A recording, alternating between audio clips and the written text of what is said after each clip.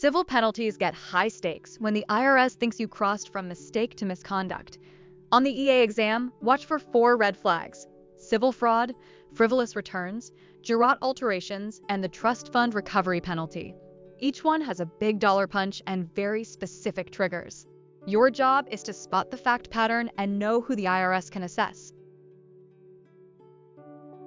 Civil fraud is the 75% penalty. It applies when there's an underpayment, and the underpayment is due to fraud. Not sloppy math, not ignorance. Fraud is deliberate deception, concealment, camouflage, making things look other than what they are. Exam tip: if the facts show intent, like hiding income or fake deductions, your brain should immediately jump to 75% of the underpayment.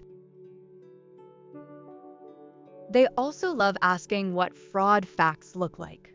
Think: filing a false return, keeping 2 sets of books, failing to deposit receipts, transferring assets to hide them, or deliberately omitting income. These are behavior clues. If you see a pattern of cover-up, that's fraud. If you see a one-off mistake with cooperation, that's usually not fraud, more like accuracy-related penalties. Joint returns add a twist. The civil fraud penalty applies to both spouses only if some part of the underpayment is due to the fraud of each spouse.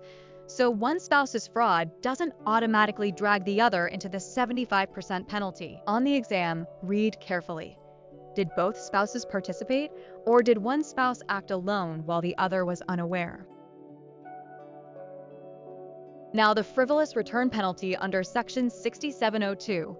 This hits when a return doesn't have enough information to figure the correct tax, or it includes information that clearly shows the tax is substantially incorrect. Classic examples are tax protester arguments, like filing is voluntary, only foreign income is taxable, or I'm not subject to federal tax. This penalty is $5,000, and it stacks on top of other penalties. A weird but testable trigger is altering the Jurat.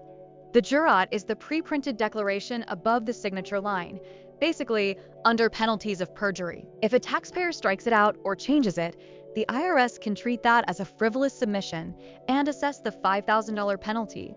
And it can snowball into failure to file or failure to pay penalties too, because the IRS may treat it like you didn't file a valid return. Finally, the trust fund recovery penalty, or TFRP.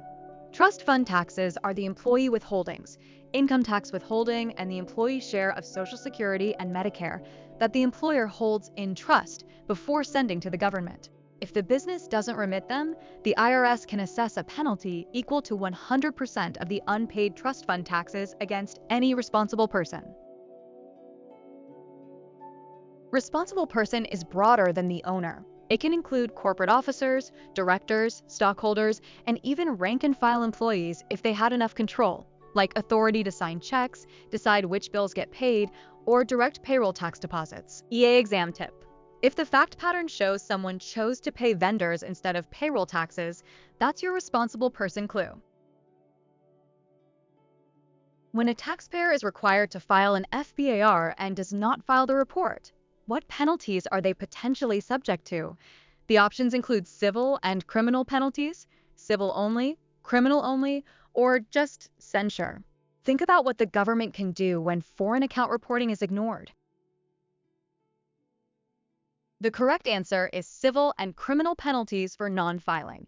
FBAR violations can trigger civil penalties, whether non-willful or willful, and in appropriate cases, the government can also pursue criminal penalties. The tempting wrong choice is civil only, because many tax penalties are civil, but FBAR is one of the areas where criminal exposure is absolutely on the table. Ethan took a large charitable deduction that the IRS later disallowed. He's assessed a penalty for substantial understatement of income tax. An understatement is substantial if it's more than the larger of 10% of the correct tax, or what dollar amount.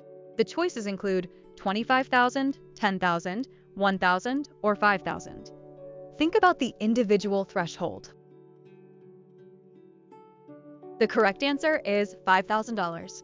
For individuals, a substantial understatement exists when the understatement exceeds the greater of 10% of the correct tax or $5,000. A tempting wrong answer is $10,000 because people mix up thresholds across different penalty rules. On the EA exam, lock in $5,000 for the individual substantial understatement floor.